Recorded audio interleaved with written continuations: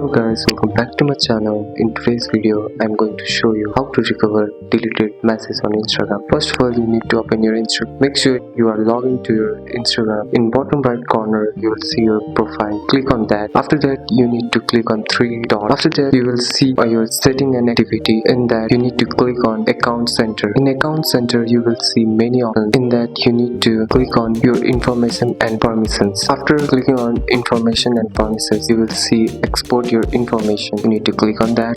Here you will see your Instagram. Click on that. After that, you will see two options: export to device or export to internal service. Click on export to device, and after clicking on start export, this method shows you the past data, but you can restore that chat inside the Instagram. After following this step, you will recover deleted messages on Instagram. If it helps you, hit the like and subscribe for more videos like this. Thanks for watching my video. Have a good day.